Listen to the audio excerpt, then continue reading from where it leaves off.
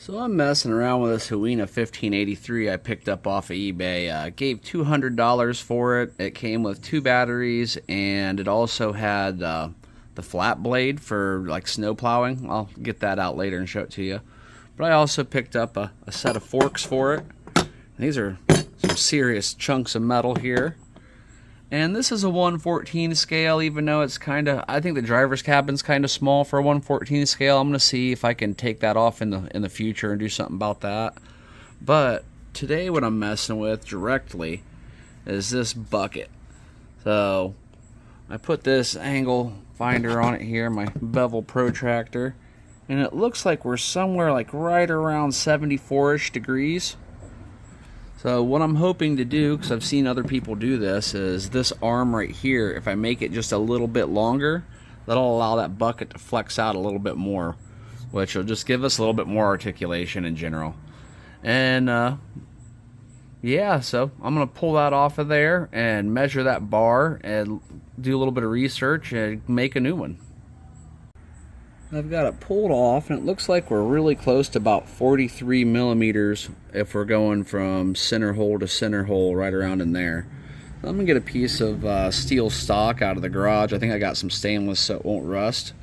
And maybe take it out almost to the 5. Well, I'll get a piece and look at it and see what we can come up with. Messing around in the garage, I found this piece of hexagon stock that I had, and I think that's going to work out about perfect. It's actually a little bit wider, but I'm going to be able to grind it down a little bit and make it fit in both of these spots snugly, because right now there's a little bit of slop in there. So this is not hollow all the way through, just at the very ends. I'm going to cut off a chunk back here, make the holes a little bit wider out, and we can do some drilling and grinding, and I think that's going to turn out to be a nice little upgrade.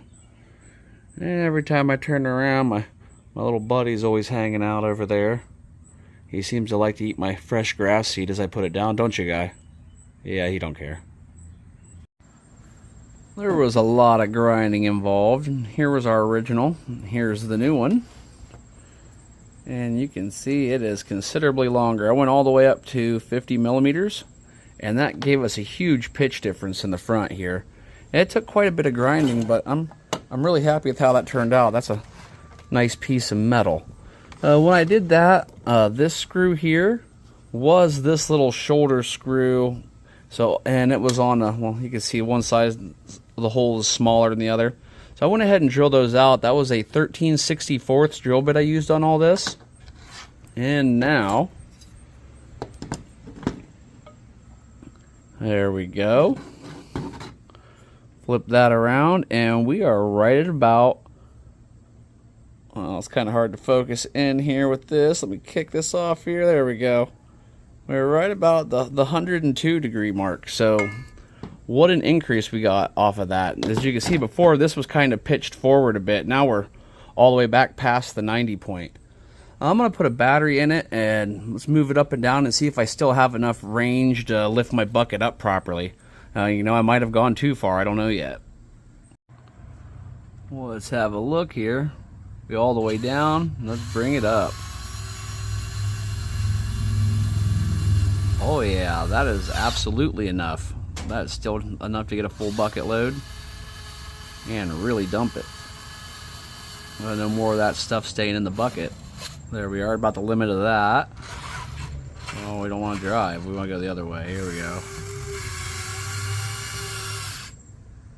And that's the limit switch on that. So now we can get the front wheels off the ground pretty good. Before it got them off the ground a little bit, but not like it does now. Oh, I really like this thing.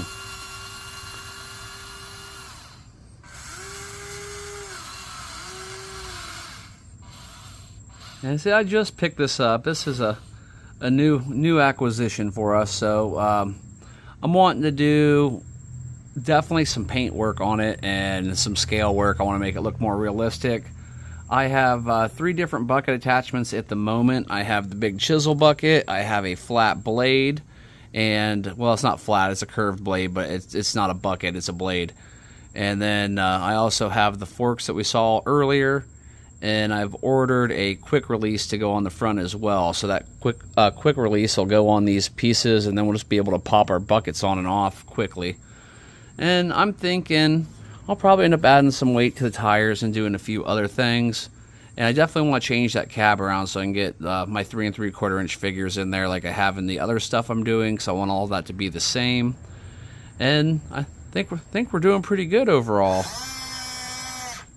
So thanks for watching. I'm sure this tip's all over the place because, you know, I picked it up by watching videos. But add a little bit more throw to your bucket with just drilling a piece of metal. Man, it doesn't cost you anything to do it yourself other than your time. Piece of scrap you find laying around. Well, thanks for watching, everybody. Hit that like, hit that subscribe. Look at that. And I'd like to see you on the next video. Later.